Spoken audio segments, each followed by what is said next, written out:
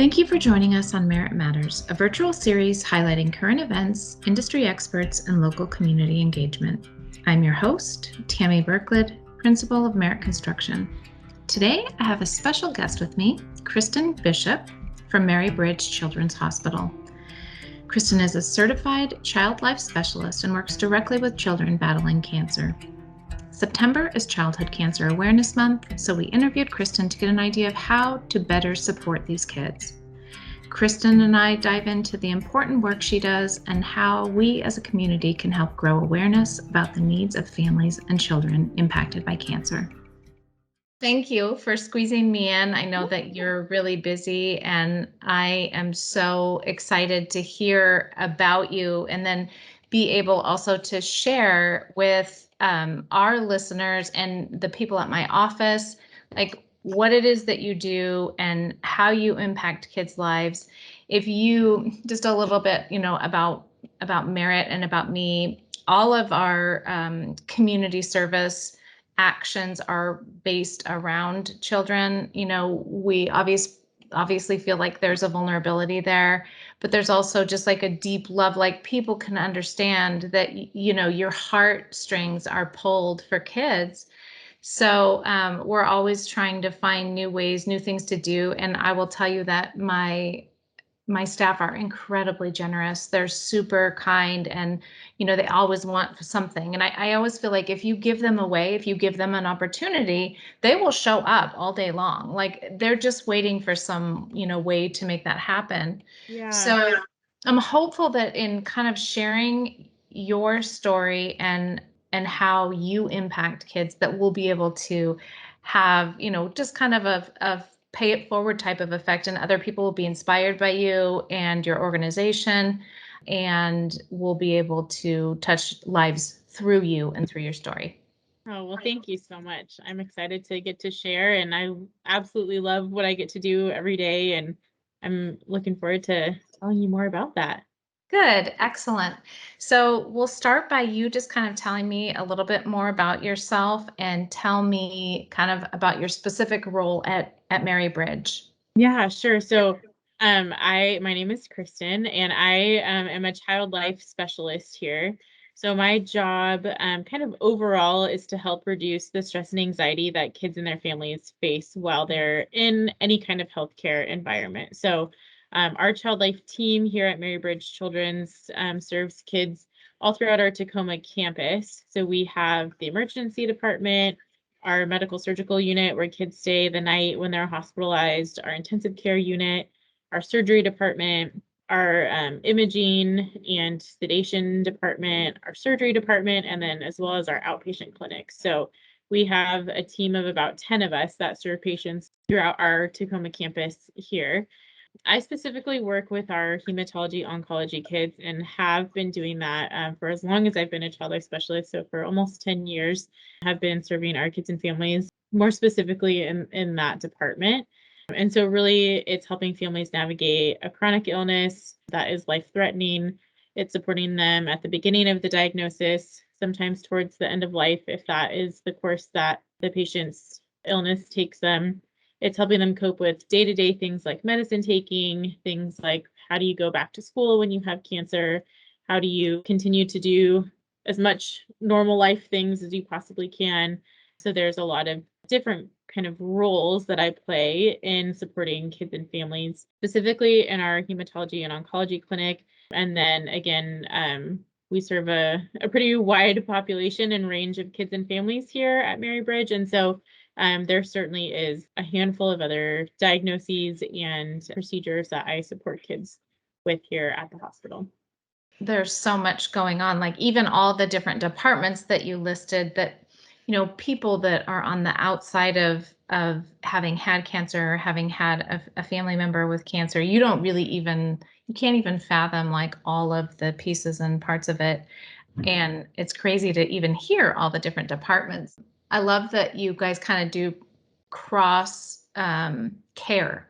Like they have their role, but it's a very important part that you play. And even them going to any one of those departments, any one of those children, if they go to one of those departments, that could be what is the thing that causes the anxiety or what creates the issues or whatever. So then they can call you in, they can focus on their job, and you're there to deal with that hard part. So I love that. I mean, I think that is total care for the child. Yeah. And I think Yeah. all the things you were saying, like, how do you go back to school? How do you deal with how you're feeling? These are things they've never experienced in their lives. And I'm sure the parents are just as frightened as the kids trying Yeah. to figure out what's our new normal and how do we Right. navigate through this world. So what a Yeah. great gift that you are. I have no doubt to them. That's awesome. Yeah. So we talked a little bit about merit and how kids tug at your heartstrings, but I want to hear from you specifically what compelled you to work with kids. Yeah, I think, growing up, I always loved working with kids. I, at one point thought I wanted to be a teacher and thought I wanted to be a pediatric nurse. And, when I found out about child life, it really was like the best of both of those worlds. So I get to do a lot of teaching and education, helping kids understand what's happening here in the world of healthcare. And I also get to be in a medical environment every day. I think that there's a lot of really magical things about kids that make them so fun to work with. I think that they have an incredible resiliency about them. And I think that being able to spend significant amounts of time with kids going through really difficult things and watching them overcome them has been remarkable. And I think that's one reason why I love working with kids is it doesn't really matter what kind of diagnosis they get. At the end of the day, they still want to be kids. They still want to play. They still want to have fun. They still want to laugh. They still want to do the things that they love doing, arts and crafts, or watching videos, or playing games, and being with their family and their friends and their pets. Like those are all things that are so important. And I think that sometimes with adults, you see some of that fade, and kids just continue to have that motivation to do the things that they so love and enjoy doing. And so I think that was initially what inspired me to work with kids and what continues to inspire me to work with kids. I said earlier, and I guess I don't want to contradict myself, but I said earlier about them being vulnerable and wanting, like, having this desire or whatever to protect. But the other thing about them is that they're incredibly strong, sometimes mind-blowingly strong, Absolutely. and they're you're there to assist them, right? But it ends up that they're inspiring you because you're blown away by the strength that they're demonstrating. Yeah, um, so that's cool, and I can imagine that would be something that would fill you back up and keep you moving, because I can only imagine some of the hard days of what you do. But I think that I know that to be very real about children, that they are incredibly resilient, exactly like you said, and kind of very impressive with their strength for their definitely. little bodies. Oh, absolutely. And I think, the opportunity that I have and that our team has as child life specialists to really empower kids to continue finding that strength and that courage to get through the things that they need to get through to be able to help them build the skills that they need, with whatever they're currently facing, and hoping that that is something that lasts long into their lifetime. Something I tell kids almost every day, nobody likes to get poked with a needle. When kids are coming to get their blood drawn and they're feeling a lot of feelings about having to get their blood drawn and getting poked with a needle. And, nobody really likes that. That's not a fun thing for people to get poked with a needle, but you can develop the skills and the tools to be able to get through something that you really don't like to do when you know how important it is for your health and your body to have that blood draw. So that's something that I love as a part of my job, is finding ways to empower and encourage kids and letting them know you do have the strength to be able to get through things that are tough, and that strength you need today, and you'll need that through the rest of your life with whatever hard things come up. There are always going to be things that we don't want to do, that we have to find a way to be able to do them. So Yeah, yeah, it's like you absolutely said, there's true. certainly a protection of wanting to keep them safe, but I also think there's this like really just kind of ferocious desire to help them like understand that they're capable of doing things that are tough. Yeah. Oh, I think that's such a great lesson that all parents could listen to is like, your job is to make them independent and make them strong and make them be able to make it through hard things. So I love that. I love that you're part of the overall it takes a village type of thing to Yeah, make absolutely. kids, to help them grow. Yeah. So September is Childhood Cancer Awareness Month. And I don't know how much that gets out there. I don't know as much as I see things on, say, breast cancer or whatever. I would love to see more information about childhood cancer and how we can make a difference. So I was wondering if you could share with me what's maybe something somebody doesn't know about childhood cancer, and then how could we, as a community, support childhood cancer awareness, not just support the organization of Mary Bridge and what you guys are doing in the oncology there, but also just sort of spreading the word and making it more just out there for people to understand. Yeah, that's a great question. I think I'd have to do a little more digging into the statistics of how many kids, are diagnosed with cancer each year. I do know that in the realm of money that goes to research for all types of cancer. So like you said, in October, we know that's Breast Cancer Awareness Month, and there's lots of information about it. The amount of money that goes towards breast cancer research is greater than childhood cancers. And so childhood cancers are one of the least funded as far as research goes. And I think kind of thinking back to what you were saying, of a population of people that we want to support and we want to come around and we want to build up and encourage, we want that for our kids, right? We want our kids to be well supported, to have the research and the knowledge and the expertise to be able to overcome things like cancer. But certainly that takes funding to be able to do. So in the world of cancer awareness, one of the big things is recognizing that there is a lack of research for pediatric cancers. So I think that's one thing that is important. There has to be funding for any organization to do research. And certainly there have been advances over the decades in cure rates and survival rates for pediatric cancers, which is an amazing thing. And I would hope and anticipate that as we continue to know more and learn more and able to do more trials of different types of therapies, that more kids will be able to survive these illnesses and these diagnoses that they're getting. So I think when we talk about awareness, it's one of those things, it's a diagnosis you don't ever want for any child, but the reality is there are kids that are diagnosed with cancer, and there is a need for our world and our medical community and our researchers for funding to be able to learn more about why kids are getting cancer, how do we cure them, and how do we treat them in a way that will give them longevity in their life instead of, we can treat this now, but the likelihood of you getting another type of cancer or of a relapse in your cancer could be high depending on what type it is. So the research is so important.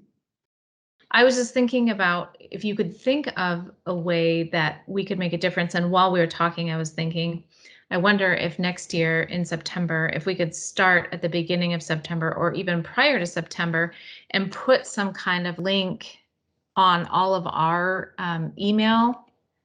So, when we send every email we send out, we could put some kind of a banner across the bottom of our email, just like identifying it, and then have a donate button.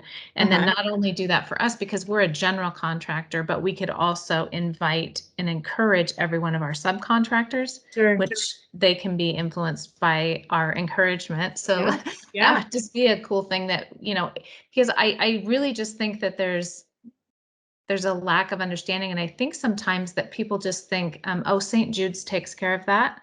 I Hmm. really do. And I Hmm. just think it would be so neat to have some kind of a partnership where we're actually making sure that everyone understood there's not just a need out there, there's a need right here in our own community. Right. So, And I think the reality is St. Jude covers a small population of patients. They're a very big name, their name gets out yep. there, but they are not the only children's hospital that treats cancers. So I think as far as research or funding goes, the Seattle Cancer Care Alliance, Yes. CCA, is a local organization that does treat patients from Mary Bridge and from Seattle Children's. So I think that is kind of a local area or a place to give back where there's a lot of support that the SCCA provides. Mary Bridge is a part of the Seattle Cancer Care Alliance, so is Seattle Children's. So I think that is a great sort of hub of where pediatric cancer patients are being, there's a touch point, so to speak, that is beneficial for a local, as far as Washington State or the Puget Sound area goes. That's much different than something like St. Jude that still is doing incredible research and incredible patients and families, but it is far. And, I think the local reach is here. I would agree. And I think SCCA is one of the greatest places that we have going. It's like one of the best in the nation, as far as we have University of Washington right there. And I think they provide outstanding care. And I think that's, a great thing that we could also bring up, and a way to cover sort of an umbrella of an area. So I think that's a good thing that we can maybe think about for the future or whatever, because my hope is that we can develop a relationship long term and figure out some other ways that we can make a difference. We've been working with the Rachel Henley Foundation. And they are such an outstanding group of people, and we have had so much fun working with them and learning about Rachel, and then learning about the kids that we have had the great fortune to have a direct connection to through a hub.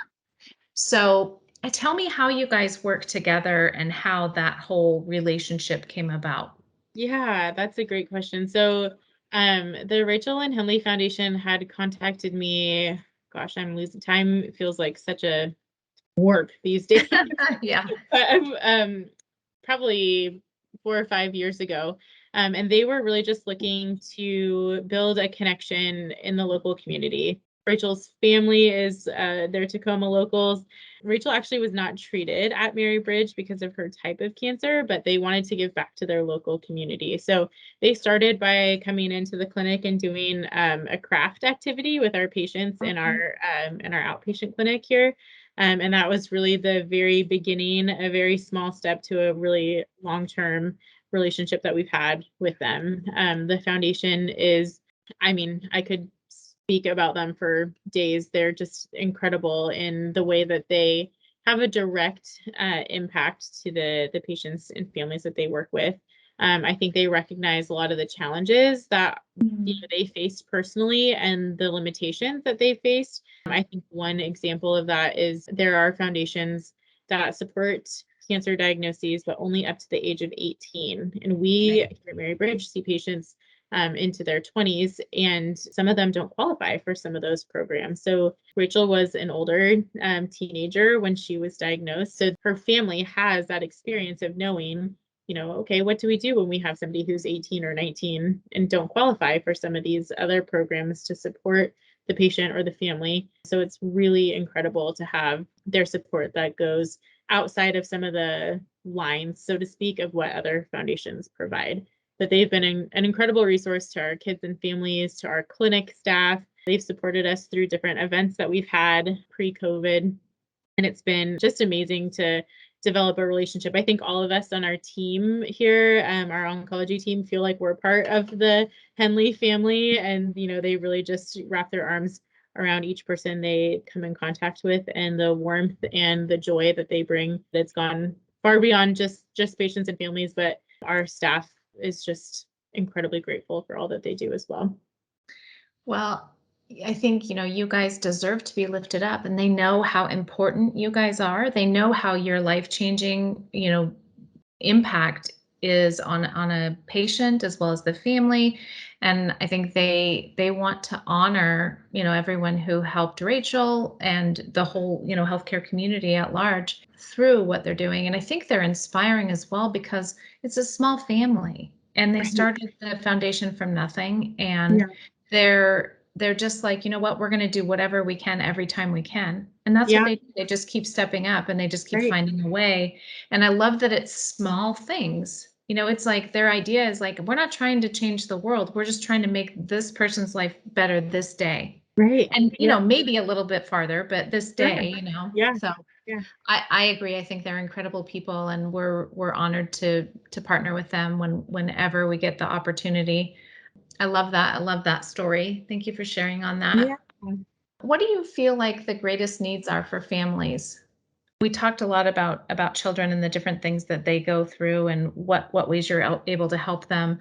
What do you see in families as their children are battling cancer? Yeah, that's a great question.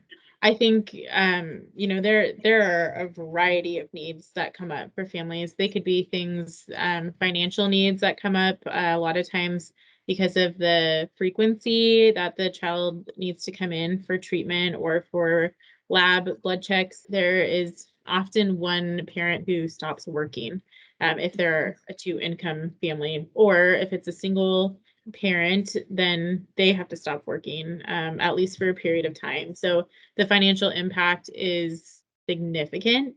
So I think sometimes it is, we've had donations of like gift cards to Fred Meyer or Safeway, and just being able to provide groceries for a family to be able to feed the patient, but also any siblings in the family. That is definitely a need. I know that we have donations that help support our families with their bills for electricity or water or a car payment to get to and from treatment, with rent on occasion. There's certainly like those basic needs that are sometimes hard to meet. Yeah. A parent is not able to work. That is definitely one thing.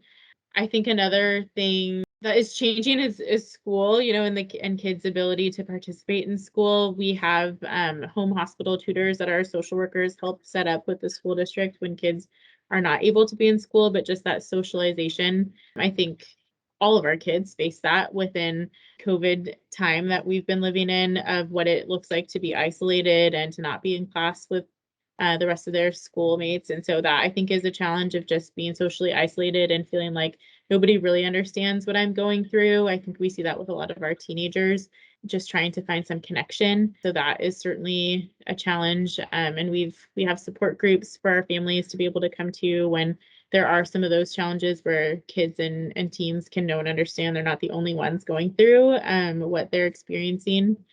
But I think those are definitely some of our big challenges that families face. And then I think really just like you had mentioned earlier, trying to find a new normal routine, a new normal in your expectations, a new normal, and trying to even make plans. We had one family whose mom was diligent about writing things in her calendar, and then she quickly realized every time there was a delay in care because of something, she had to redo her calendar all over again. So she was like, it's really hard to plan ahead to know what to expect when the calendar keeps changing. And so I think there's just a lot of even just expectations. And I don't know what we're going to be able to do in 3 weeks, because I'm not sure how, my child will be feeling, or what treatment part of treatment they'll be in at that time. So You're just kind of trying to help them feel like that's okay.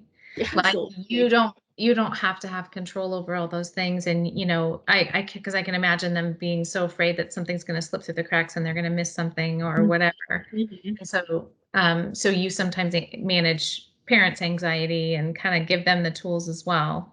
Definitely. Yeah. And I think letting them know, there are times where you will be able to do those fun things. And sometimes that is, more spontaneous, and that's fun to be able to get to do those things, but helping normalize the fact that this is a new reality that you're living in, and it will be just for a period of time. And I think sometimes families will reflect on that and they'll say, I remember when we were first diagnosed that you guys told us, like, you know, X number of months into it, we'd be in a much more normal place. And I just never imagined getting there. But now that we're here, like, we kind of have a normal life again. And Yeah, it's fun to see families be able to reflect back and see how far they've come. that's great. Can you tell me, we talked a little bit about gift cards and even just like a cash donation that could be forwarded to a family. If you can think of anything else that we could do, but then also, how do we get that to you? Yeah, that's a great question. Our Mary Bridge Foundation is where all of those donations would go through. So certainly if there was like a gift card donation, those could be brought to our clinic and we'd be happy to get those out to families. But any dollar donation would go through our Mary Bridge Children's Foundation, and go specifically to hematology oncology. So our department then could help families with those bills and things like that come in. And that's definitely a really fantastic support to our families to have that ease of stress and burden when there's support financially.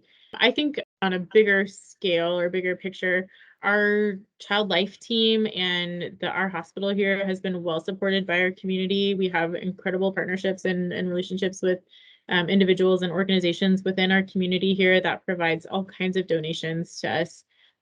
We have, lots of toys that get donated, all new, unused things like board games, card games, Barbie dolls. I mean, you name it, Lego sets, all kinds of things that we're able to use with patients when they are here. And some of our kids are here every 5 days a week. Some of them are here once a week, twice a week, once a month. I mean, you name it. There's all kinds of schedules that they can be on. Similarly, I was just playing a card game with another one of our oncology patients who was having a procedure done. And so that was a great way to engage him in distraction and something fun to be able to play a game together.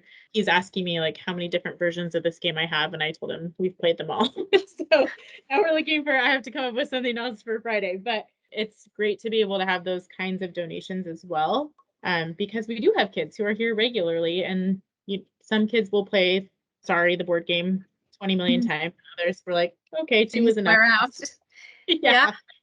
Well, I think that you've given us a lot of options and a lot of things of ways that we can help you. I thank you for what you're doing, for what Mary Bridge is doing, and all of the people around you. And I look forward to finding a way to come together with you guys and like actually serve you well, and continue our partnership with the Rachel Henley Foundation as well. Will you close with me in kind of sharing maybe a story or a couple stories, if that's what you'd like, about a child that has impacted your life in a positive way? Yeah, gosh, there are countless stories of kids.